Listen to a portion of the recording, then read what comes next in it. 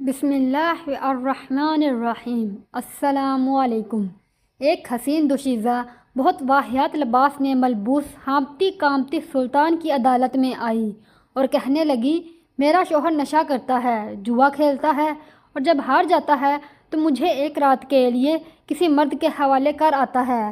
آج بھی میں بہت مشکل سے ان مردوں سے جان بچا کر بھاگی ہوں۔ سلطان نے اس کے شوہر کو بلایا تو کہنے لگا، میری بیوی خود مردوں کے ساتھ زنا کاری کرتی ہے اور میرے منع کرنے پر مجھے مارتی ہے اور آپ کے پاس شکایت لگانے کی دھمکی دیتی ہے۔ سلطان نے سپاہیوں کو حکم دیا کہ اس حسینہ کو پکڑ کر سلطان کے دور خلافت میں مصر کے مشہور شہر قاہرہ میں بہار کا موسم تھا۔ ہر طرف سبزہ ہی سبزہ دکھائی دیتا تھا۔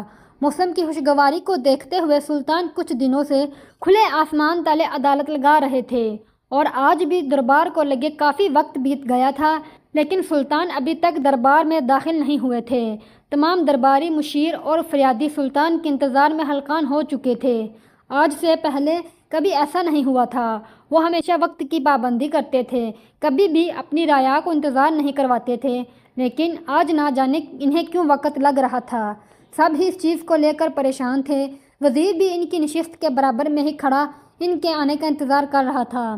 کچھ وقت مزید گزرا تو ایک مشیر اپنی جگہ سے کھڑا ہوا اور قدم بہ قدم چلتا ہوا وزیر کے پاس آیا اور اس کے کان میں سرگوشی زدہ آواز میں بولا، تمام فریادی باہر قطار لگا کر کھڑے ہیں۔ سلطان کو آج آنے میں کچھ زیادہ ہی وقت لگ گیا ہے۔ آپ جا کر پتہ کریں کہ مزید کتنا وقت لگتا ہے۔ اگر آج دربار نہیں لگے گا تو ہم ان فریادیوں کو پیغام پہنچا دیں تاکہ وہ اپنے وقت کا ضیاع نہ کریں۔ مشیر کی بات اپنی جگہ ٹھیک تھی، لیکن اس کا انداز وزیر کو بہت برا لگا تھا۔ اس نے ایک نگاہ مشیر کو دیکھا اور کڑک لہجے میں بولا، آپ کا جو کام ہے آپ وہ انجام دیں۔ یہ کام میرا اور میرے سپاہیوں کا ہے کہ آپ سلطان کے فیصلوں میں رائے دینے کے لیے یہاں ہیں، ہم پر حکمرانی کرنے کے لیے نہیں۔ ان کا لہجہ کڑک ہوتا محسوس کر کے مشیر خاموش ہو گیا تھا اور معذرت کر کے اپنی جگہ پر بیٹھ چکا تھا۔ وزیر خود کافی ہلکان ہو رہا تھا۔ اس کو مشیر سے زیادہ پریشانی تھی، کیونکہ آج سے پہلے سلطان نے کبھی ایسا نہیں کیا تھا۔ وہ ہمیشہ وقت کی پابندی کرنے والے انسان تھے اور لوگوں کو بھی اس چیز کا ہی درس دیتے تھے۔ یہی چیز سوچ کر وہ سلطان کی نشست سے اتر کر مخصوص کمرے کی جانب گامزد ہوتے ہی کہ اس سے پہلے ہی سلطان دربار میں داخل ہو چکے تھے۔ تمام فریادی درباری اور مشیر ان کے ادب میں اپنی اپنی جگہوں سے کھڑے ہو گئے تھے۔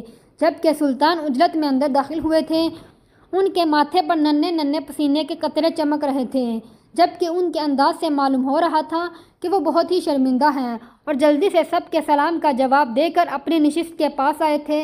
وزیر نے جھک کر انہیں سلام کیا تو وہ بھی شائستہ لہجے میں ان کا جواب دے کر اپنی نشست پر براجمان ہو گئے تھے اور ساتھ میں سب کو بیٹھ جانے کا حکم دیا تھا۔ سب ہی سلطان کے منتظر تھے کہ وہ بتائیں کہ آخر انہیں آج کیوں دیر ہو گئی، لیکن سلطان خاموش تھے۔ انہوں نے وزیر کی جانب ایک نگاہ دیکھا اور فوراً ہی فریادیوں کو آنے کا حکم دے دیا تھا۔ ویسے ہی دربار کو شروع ہوئے کافی وقت گزر چکا تھا، اب وہ مزید دیر نہیں چاہتے تھے۔ ان کے حکم کی تعمیل کرتے ہوئے ایک ایک فریادی کو دربار میں بھیجا جا رہا تھا۔ ابھی سلطان ان کا مسئلہ حل کرتے کہ اچانک ایک حسین دوشیزہ ہانپتی کانپتی دربار میں داخل ہوئی۔ اس کا لباس بہت ہی واہیات تھا، ہر جگہ سے وہ اپنا جسم چھپانے کی ناکام کوشش کر رہی تھی۔ اس کا سانس بہت پھول رہا تھا، ایسا لگتا تھا کہ وہ بہت لمبی مسافت طے کر کے آئی ہو۔ ویسے ہی درباری اور تمام مشیر سلطان کی وجہ سے پریشان تھے کہ آج انہیں اتنی دیر کیوں ہو گئی، اور اچانک سے اس عورت کا اتنی بری حالت میں آنا سب کو ہی چونکا گیا تھا۔ وہ سلطان کی نشست کے بالکل سامنے گھٹنوں کے بل گر گئی تھی، جبکہ سلطان نے فوراً ہی ہوش میں آتے اندر محل سے ایک کنیز کو بلایا تھا اور ساتھ میں ایک چادر لانے کا حکم دیا تھا۔ دربار میں بہت مرد موجود تھے اور سلطان ایسا کوئی کام نہیں کرنا چاہتے تھے جس سے مرد حضرات بہکیں۔ انہیں ہر چیز کا علم تھا، وہ کوئی بھی غلط چیز اپنے دربار میں بالکل برداشت نہیں کر سکتے تھے۔ ان کے حکم کی فوراً ہی تعمیل کی گئی تھی اور دو کنیزیں بھاگتی ہوئی دربار میں داخل ہوئی تھی اور اس دوشیزہ کے وجود کو چادر سے ڈھانپ دیا تھا، اور فوراً ہی دوسری کنیز نے اس دوشیزہ کے آگے ایک پانی کا مشکیزہ کیا تھا۔ یقیناً اس حسینہ کے ساتھ کچھ غلط ہوا تھا، جس کے باعث اس کی حالت اتنی خراب ہو رہی تھی۔ سلطان اس کو باغور دیکھ رہے تھے۔ ان کی نگاہ اس حسینہ کے وجود پر نہیں، بس اس کے چہرے پر تھی، جس کے چہرے سے معلوم ہو رہا تھا کہ وہ بہت مشکل میں ہے۔ پورا چہرہ پسینے سے شرابور تھا، اس کی حالت کافی ناساز معلوم ہو رہی تھی۔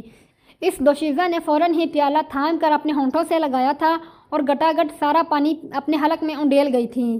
پانی پینے کے بعد اس کی حالت تھوڑی بہتر ہوئی اور وہ سلطان کی طرف دیکھتے ہوئے بولی، سلطان محترم، معافی چاہتی ہوں کہ اس طرح سے دربار میں داخل ہوئی ہوں۔ اس دوشیزہ کی آواز کافی بھاری معلوم ہو رہی تھی۔ ایسا لگ رہا تھا جیسے وہ بہت روئی ہو۔ اس کی آنکھیں بھی بہت سوجی ہوئی تھیں۔ سلطان کو بہت کچھ غلط ہوتا محسوس ہو رہا تھا۔ انہوں نے اس حسینہ کی جانب دیکھا اور تحمل سے بولے، بے فکر ہو کر اپنا مسئلہ بتائیں۔ آپ کی حالت ہمیں یہ بتانے کے لیے کافی ہے کہ آپ کے ساتھ کچھ برا ہوا ہے، اور ہم ایسے لوگوں کی مدد دل و جان سے کرتے ہیں۔ ہم آپ کی ہی خدمت کے لیے بیٹھے ہیں۔ بولیں، آپ کے ساتھ کیا ہوا ہے خاتون؟ جبکہ وہ سلطان کی طرف دیکھ کر یکدم ہی رو پڑی تھی۔ اس کا رونا تمام درباری اور مشیروں کو آبدیدہ کر گیا تھا۔ سلطان اس حسینہ کو باغور دیکھ رہے تھے۔ نہ جانے کیوں انہیں یہ آنسو جھوٹے محسوس ہو رہے تھے، لیکن انہوں نے اپنے منہ سے ایک لفظ نہیں ادا کیا تھا۔ وہ اس عورت کو مکمل طور پر جانچنا چاہتے تھے۔ وہ حسینہ کچھ دیر رونے کے بعد اپنی جگہ سے کھڑی ہوئی اور ادب سے ہاتھ باندھ کر سلطان کی طرف متوجہ ہوئی۔ سلطان اس عورت کو باغور دیکھ رہے تھے۔ وہ حسینہ سلطان کی جانب دیکھتے ہوئے بولی، سلطان معظم، میرا شوہر بہت ظالم شخص ہے۔ میں اب برداشت نہیں کر سکتی۔ میں اب مزید خود کی عزت نہیں لٹوا سکتی۔ میں اب تھک گئی ہوں۔ میرے اسلام نے اس چیز کو حرام قرار دیا ہے جو میرا شوہر مجھ سے کروا رہا ہے، وہ زنا ہے۔ میں ایسا کوئی کام نہیں کرنا چاہتی جس کے باعث میری آخرت خراب ہو۔ سلطان معظم، مجھے انصاف چاہیے۔ وہ حسینہ روتے روتے سلطان کے آگے ہاتھ جوڑ گئی تھی، جبکہ سلطان حیران تھے کہ وہ بولنا کیا چاہتی ہے، اور ایک شوہر کے بارے میں یہ باتیں سن کر انہیں بہت ہی عجیب محسوس ہو رہا تھا۔ انہوں نے اس حسینہ کو باغور دیکھا اور کہنے لگے، اے خاتون، ہمیں تمہاری بات کچھ سمجھ نہیں آ رہی۔ آخر تم کہنا کیا چاہتی ہو؟ بھلا تم اپنے شوہر سے علیحدگی کیوں چاہتی ہو؟ ایک بیوی کے لیے تو اس کا شوہر سب سے اہم ہوتا ہے۔ بیوی تو شوہر کے لیے سکون کا باعث ہوتی ہے، تو پھر تم اپنے شوہر سے علیحدگی کیوں چاہتی ہو؟ ہمیں کھل کر بتاؤ، بھلا تمہارا شوہر تمہارے ساتھ ایسا کیا کرتا ہے؟ جبکہ وہ عورت روتے ہوئے کہنے لگی، سلطان معظم، میری شادی کو 10 سال ہو گئے ہیں، لیکن میری کوئی اولاد نہیں۔ اس کا کہنا ہے کہ تو میرے دھندے کا حصہ ہے۔ میں اولاد کی ذمہ داری میں نہیں پڑنا چاہتا۔ جبکہ وہ عورت سلطان کی طرف دیکھتے ہوئے بولی، سلطان معظم، میرا شوہر جواری ہے، نشئی ہے، لوگوں کی بہن بیٹیوں کی عصمت داری کرتا ہے، ان کی عزتوں کے ساتھ کھیلتا ہے۔ کچھ سال پہلے میرے والدین کا ایک حادثے میں انتقال ہو گیا۔ جب تک میرے والدین حیات تھے ہم خوشی سے زندگی بسر کرتے، اور پھر ان کی وفات کے بعد میرے چچا نے میری شادی اپنے بیٹے سے کر دی۔ چچا کی زندگی میں تو سب کچھ ٹھیک رہا، لیکن چچا کی وفات کے بعد میرا شوہر مکمل طور پر بدل گیا۔ میرے چچا نے ہمیشہ اپنے بیٹے کو یہی سمجھایا تھا کہ غلط کاری سے پرہیز کرنا۔ اللہ زنا کرنے والے کو کبھی معاف نہیں کرتا، اور حرام چیز کو بھی کبھی منہ نہیں لگانا۔ میرے چچا کی حیاتی میں تو میرے شوہر نے ایسا کچھ نہیں کیا، اور میرے چچا میری شادی کا فرض ادا کر کے پرسکون ہو کر مرے۔ لیکن جیسے ہی میرے چچا کا انتقال ہوا، میرا شوہر مجھ کو ہر رات بیچنے لگا۔ وہ نشہ کرتا ہے، اس کے لیے اسے رقم چاہیے ہوتی ہے، اس لیے وہ جوا کھیلتا ہے تاکہ وہاں سے پیسے حاصل کرے، اور جب وہ جوا ہار جاتا ہے تو اپنے دوستوں کے پاس مجھے رات گزارنے کے لیے بھیج دیتا ہے۔ میری زندگی سلطان معظم خراب ہو چکی ہے۔ وہ مرد میرے ساتھ اتنی بے حرمتی کرتا ہے جس کی کوئی حد نہیں ہے۔ میں آپ کو الفاظ میں بتانے سے قاصر ہوں۔ سلطان معظم، میں اب تھک گئی ہوں، مجھ سے اس قدر ظلم برداشت نہیں ہو رہا۔ مجھے انصاف چاہیے، خدا کے لیے مجھے میرے شوہر کے ظلم سے بچایا جائے۔ میں اس کے ساتھ اب مزید زندگی نہیں گزار سکتی۔ ابھی بھی اس نے مجھے 2 آدمیوں کے حوالے کیا تھا۔ میں ان کے ساتھ یہ کام کرنے کے لیے راضی ہو چکی تھی، کیونکہ میرے پاس کوئی اور راستہ نہیں بچا تھا۔ اگر میں اپنے شوہر کا ساتھ نہ دوں تو وہ لوگ میرے شوہر کو قتل کر دیں اور ساتھ میں مجھے بھی مار دیں۔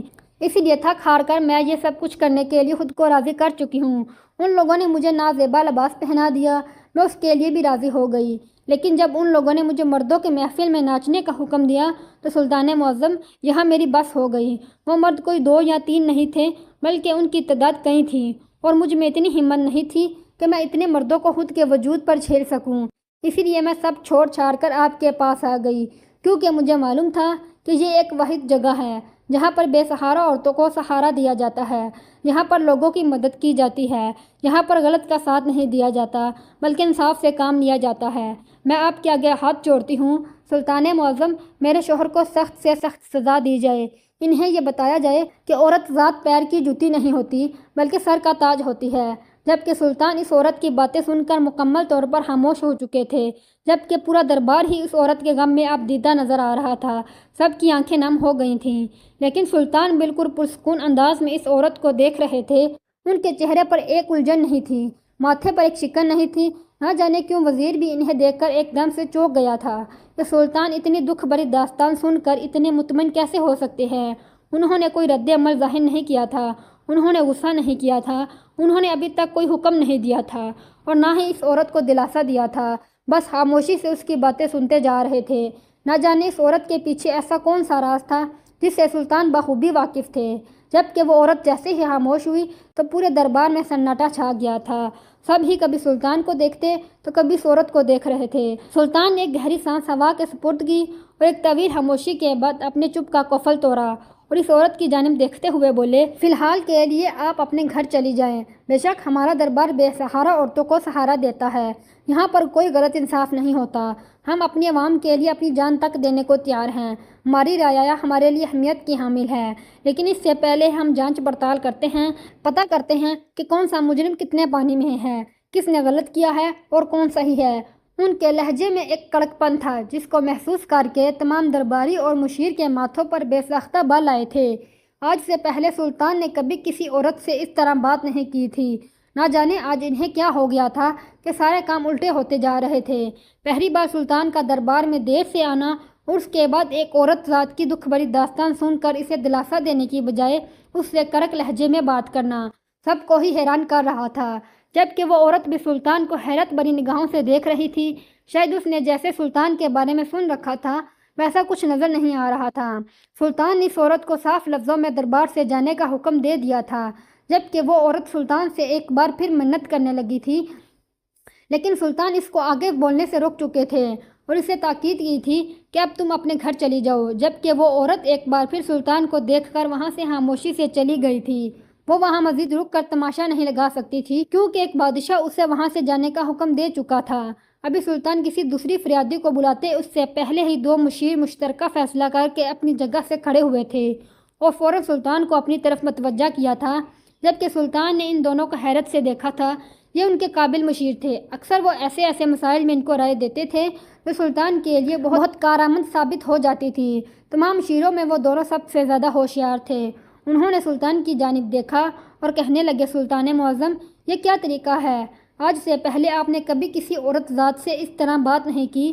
اس عورت نے آپ کو اتنی دکھ بھری داستان سنائی، اپنے شوہر کا سارا کارنامہ آپ کے سامنے کھول کر رکھ دیا، لیکن آپ نے کوئی رد عمل ظاہر نہیں کیا اور ساتھ میں اسے یہ بول کر لٹا دیا کہ آپ جانچ پڑتال کریں گے، جبکہ اس عورت کی نگاہوں میں صاف تھا کہ وہ جھوٹ نہیں بول رہی، اس کا شوہر ہی اصل مجرم ہے، اس کو سخت سے سخت سزا سنانی چاہیے تھی اور ساتھ میں اس عورت کو تحفظ دینا چاہیے تھا، لیکن آپ نے تو اس عورت کو ہی واپس لوٹا دیا۔ سب خیر تو ہے؟ آج آپ کو کیا ہو گیا ہے؟ ویسے ہی آپ اتنی دیر سے دربار آئے اور آج سے پہلے کبھی آپ نے ایسا نہیں کیا۔ سلطان کچھ کہتے اس سے پہلے ہی ان کا وزیر بے قابو ہو گیا۔ اس سے بالکل برداشت نہیں ہوا تھا کہ کوئی بھی شخص سلطان کے سامنے ایک لفظ بھی ادا کرے۔ سلطان کے کچھ کہنے سے پہلے ہی وہ غصے سے بولا، تم دونوں کی ہمت کیسے ہوئی دربار میں سلطان کے آگے بولنے کی؟ ان دونوں کو قیدی بنایا جائے اور فوراً ہی کال کوٹری میں بند کر دیا جائے۔ وہ یکدم ہی جذباتی ہو گیا تھا، جبکہ اس کے جذباتی پن سے سلطان دھیرے سے مسکرائے تھے۔ جبکہ وزیر کا حکم ملتے ہی دو سپاہی ان دونوں کی جانب بڑھنے لگے تھے، لیکن اس سے پہلے ہی سلطان نے ان لوگوں کو روک دیا تھا اور وزیر کی جانب دیکھتے ہوئے تحمل بھرے لہجے میں بولے تھے، وزیر خاموش ہو جائیں، سوال ہم سے کیا گیا ہے تو جواب دینے کے قائل بھی ہم ہی ہیں، آپ کو پریشان ہونے کی ضرورت نہیں ہے، ہم سب سنبھال لیں گے۔ جبکہ وہ فوراً بے ساختہ بولا تھا، لیکن سلطان معظم، ان کی ہمت تو دیکھیں کہ یہ آپ کے سامنے بدتمیزی کر رہے ہیں، اب بس حکم کریں، ان کا سر ابھی ہم قلم کر دیں گے۔ جبکہ سلطان نے اس بار ان کا ہاتھ تھام لیا تھا، ان کا انداز ایک دم دوستانہ تھا۔ وہ وزیر کی جانب دیکھتے ہوئے بولے، بس کر دے وزیر، ہم دیکھ رہے ہیں نا، اگر ہمیں محسوس ہوگا کہ یہ دونوں گستاخی پن ہیں تو آپ سے پہلے ہم انہیں سزا دیں گے۔ جبکہ اس بار وزیر خاموشی سے کھڑا ہو گیا تھا اور کچھ دیر بعد سلطان کی طرف دیکھتے ہوئے معذرت بھرے لہجے میں بولا، معاف کیجیے گا، آپ کے سامنے ہم نے بولنے کی گستاخی کی۔ جبکہ انہوں نے سر کو نفی میں ہلایا تھا اور ان دونوں مشیروں کی جانب متوجہ ہوئے تھے جو اب شرمندہ نظر آ رہے تھے۔ شاید انہیں احساس ہو گیا تھا کہ وہ کس کے سامنے کھڑے ہو کر سوال کر رہے تھے۔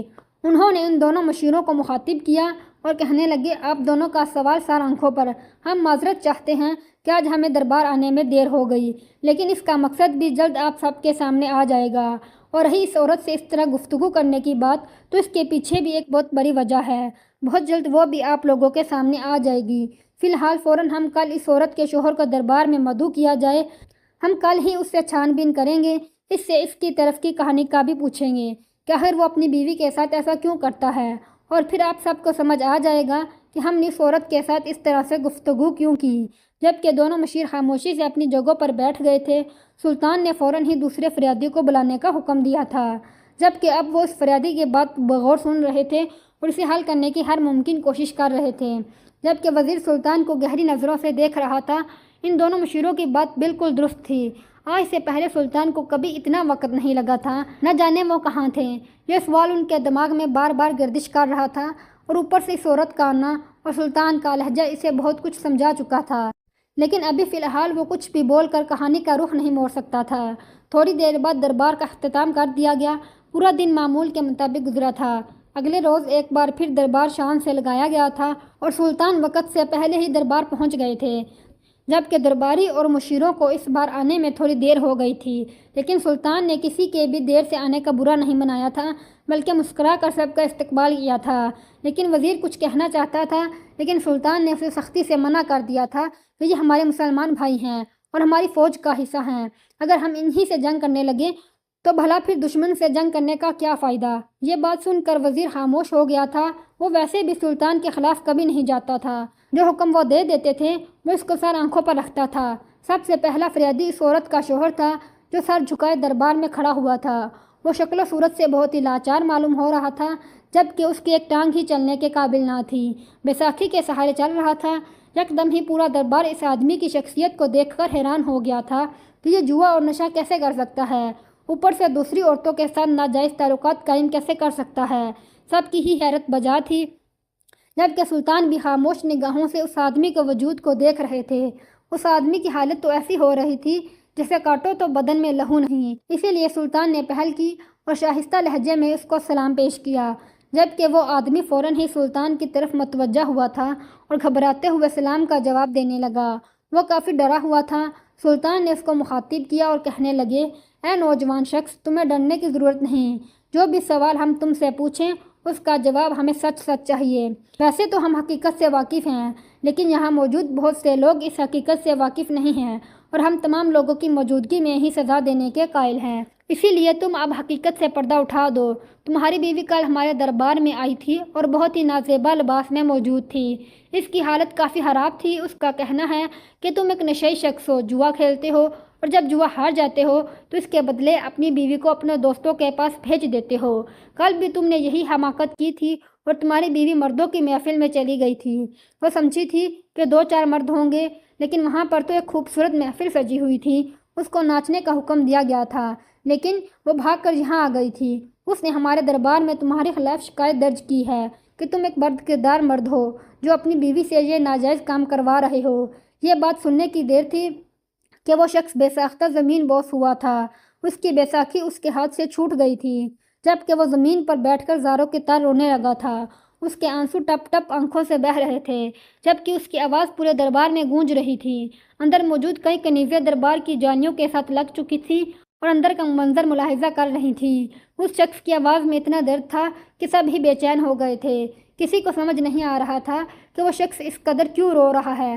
سلطان نے اس کے لیے پانی لانے کا حکم دیا، لیکن اس نے پانی پینے سے انکار کر دیا اور سلطان کی جانب دیکھتے ہوئے بولا، سلطان معظم، بیوی تو دکھ سکھ کی ساتھی ہوتی ہے، عزت کے قابل ہوتی ہے، سکون کا باعث ہوتی ہے، لیکن میرا سکون تو غارت ہو چکا ہے۔ میری بیوی آپ سے کہتی ہے کہ میں اس سے دوسرے مردوں کی محفل میں بھیجتا ہوں، لیکن میں ایسا کیوں کروں گا؟ اور کون بے غیرت شخص ہوتا ہے جو اپنی بیوی کو دوسرے مردوں کے سامنے پیش کر دے؟ اگر اس دنیا میں ایسے بے غیرت مرد موجود ہیں تو میں ان سب پر لعنت بھیجتا ہوں۔ میرا قصور صرف اتنا ہے کہ میں غریب ہوں، اس کی ہر خواہش پوری نہیں کر سکتا۔ ایک حادثے میں میری ٹانگ ٹوٹ گئی، جس کی وجہ سے مالی حالات خراب ہونے لگے، لیکن پھر بھی میں اتنا کام کر لیتا ہوں کہ ہم عزت سے گزر بسر کر سکیں۔ خدا پاک کی قسم، میں نے ایسا کچھ نہیں کیا، بلکہ میری بیوی خود گناہگار عورت ہے۔ وہ خود اپنی آگ بجھانے کی وجہ سے دوسرے مردوں کے پاس جاتی ہے ان سے پیسے بٹورتی ہے، اور جب میں اس کو اس چیز کے لیے منع کرتا ہوں، اس کو سمجھاتا ہوں کہ تم جو کر رہی ہو وہ غلط ہے، آخرت میں تمہارے اس گناہ کی پکڑ ہوگی، تو وہ ہتھے سے اکھڑ جاتی ہے، میرے ساتھ ہی بدسلوکی شروع کر دیتی ہے، مجھے مارنے پیٹنے لگتی ہے۔ سلطان معظم، میری بھی بس ہو گئی ہے، آپ میری بیوی کا یقین کر لیں اور میرے سر کو دھڑ سے جدا کر دیں، میں اب مزید اس دنیا میں نہیں جینا چاہتا، میری سانسیں آج آپ چھین لیں۔ جبکہ یہ بول کر وہ شخص اتنی تکلیف سے رو رہا تھا کہ سلطان بے ساختہ اپنے نشست سے کھڑے ہو گئے تھے اور قدم بقدم چلتے ہوئے اس آدمی کے پاس آئے، اس کو سینے سے لگا لیا، جبکہ وہ آدمی سلطان کے سینے سے لگتے ہی ایک بار پھر پھوٹ پھوٹ کر رویا تھا۔ سلطان نے فوراً ہی اس آدمی کی بیوی کو دربار لانے کا حکم دیا تھا، جبکہ ان کے حکم کی فوراً ہی تعمیل کی گئی تھی۔ سپاہی اس عورت کو زبردستی گرفتار کر کے محل لے آئے تھے۔ اب اس کا لباس قدرے بہتر حالت میں تھا، لیکن دوپٹہ سر پر موجود نہیں تھا۔ جبکہ سلطان نے اس کو غصے بھری نگاہوں سے دیکھا تو وہ ایک دم ہی گھبرا گئی اور فوراً ہی خود کے گرد دوپٹہ پھیلا چکی تھی۔